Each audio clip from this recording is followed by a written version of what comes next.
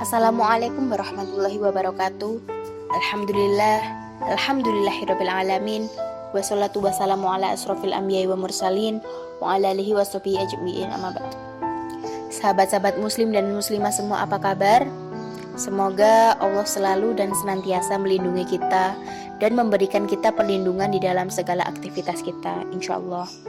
Baik sahabat-sahabat muslim dan muslimah semua, hari ini saya akan membahas tentang baik buruknya teman menurut Islam. Setiap orang yang hidup di dunia ini pasti memiliki sahabat, karena tidak mungkin seorang manusia bisa hidup sendirian. Namun tahukah kita seperti apakah persahabatan yang dapat mendatangkan pahala di sisi Allah Subhanahu wa taala? Allah Subhanahu wa taala menyebutkan di dalam Al-Qur'an, "Al-akhila'u yawma idzin ba'duhum li ba'din adu illal muttaqin." Orang-orang yang saling menyayangi pada hari kiamat nanti, sebagian terhadap sebagian yang lain saling memusuhi, kecuali dengan orang-orang yang bertakwa. Al-Imam Ibnu Katsir di dalam tafsirnya, beliau menjelaskan mengapa orang yang bertakwa dikecualikan di dalam ayat ini. Beliau menjelaskan, sebabnya ialah karena mereka menjalin persahabatannya karena Allah Subhanahu wa taala. Ada satu makalah Arab yang mengatakan as-sahib sahib. Teman itu menarik. Dengan siapa engkau berteman, engkau akan ditarik oleh dia. Rasul Shallallahu Alaihi Wasallam mencontohkan permisalan teman baik dan teman buruk yang kita insya Allah seringkali mendengar hadis ini. Masalul jalisis tolihi wa jalisis su' kahamil miski wa nafihakhi. Permisalan teman yang baik ini seperti kita berteman dengan penjual minyak wangi. Jika kita dekat dengannya, kita juga ikutan wangi. Karena bisa saja kita sering diberi dia hadiah. Hadiah yang dia berikan berupa minyak wangi.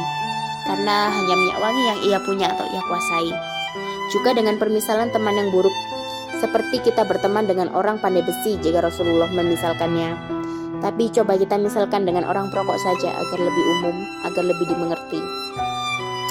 Jika kita dekat dengannya, orang yang perokok, kita juga akan bau rokok. Sekalipun kita tidak ikut merokok, kita pasti ikut bau rokok olehnya. Aroma itu mempengaruhi. Pada zaman ini harus pandai-pandai mencari teman. Tidak semua orang bisa dijadikan teman. Teman yang baik adalah dia yang membantumu untuk selalu mengingat Allah dan kembali mengingatkanmu ketika kamu mulai melupakan Allah. Begitupun sebaliknya dengan teman yang buruk.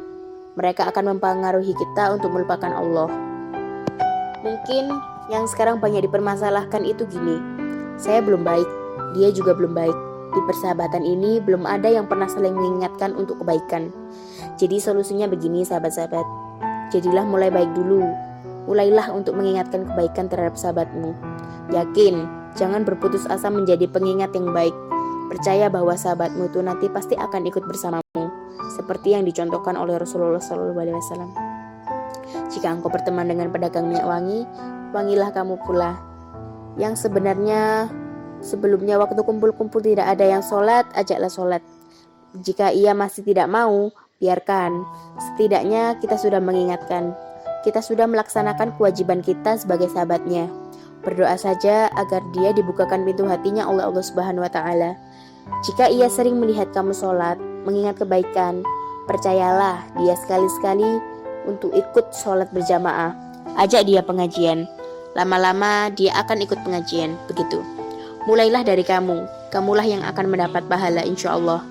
Jika kamu benar-benar diberi sahabat yang macam setan, tidak bisa diberitahu yang baik-baik, na'udzubillah, bersabar saja dan terus lakukan kebaikan. Kita tidak pernah bertemu dengan orang yang salah. Hanya saja ada yang menjadi teman dan ada juga yang menjadi pelajaran. Semua rencana Allah Subhanahu wa taala. Bersabarlah. Yang bisa menolong pada hari kiamat nanti adalah sahabat-sahabatmu yang terbaik. Setelah syafaat lainnya, ada orang-orang yang belum bisa memaksimalkan menunaikan kebaikan. Coba cari teman-teman yang saleh, yang menunjukkan kebaikan. Mungkin Anda bersahabat dengan teman yang tingkat ibadahnya jauh di atas Anda. Anda masih sibuk dengan dunia Anda, tapi masih menunaikan sholat, masih menunaikan puasa dan lain-lain. Tapi karena kesibukan dunia Anda, kurang bekal ibadah Anda. Tapi beruntungnya Anda dengan punya teman yang saleh. Maka tiba-tiba ketika Anda dikenal oleh dia, diingat oleh dia, jika di akhirat nanti tidak ditemukan Anda, ya Allah, dia kawan saya ya Allah. Mohon jangan pisahkan ya Allah, jangan pisahkan ya Rob. Maka pastikan teman Anda sekarang adalah teman yang bisa membawa Anda ke surga. Jangan sampai karena seseorang melakukan satu saja kesalahan kepadamu, kamu sampai menutup rapat pintu maaf, sehingga diri sendiri ini lupa. Dia yang berbuat salah dulu itu dulunya banyak berbuat baik kepadamu. Bisa jadi orang yang selama ini pernah kita sindir, kita sepelekan, kita jauhi, kita benci, dan juga abaikan adalah orang yang suatu saat akan menolongmu habis-habisan tanpa pamrih dan tanpa melihat kebencianmu. Misalnya menolongmu untuk menuju surga. Untuk sahabatku, kalau nanti di akhirat Anda tidak melihat saya di surga, tolong ingatkan kepada Allah, saya pernah mengingatkan Anda sesuatu kebaikan. Ya Allah, mohon ya Allah, Dia pernah mengingatkan saya suatu kebaikan. Sahabatku, ingatkan aku jika aku salah. Ingatkan aku jika aku mulai merasa malas. Ingatkan aku jika aku mulai menjauhimu. Persahabatan ini, aku selalu berdoa kepadanya agar kita dipertemukan kembali di surganya. Sekian dari saya, Nun wal qalam wa ma yasturun. Wassalamualaikum warahmatullahi wabarakatuh.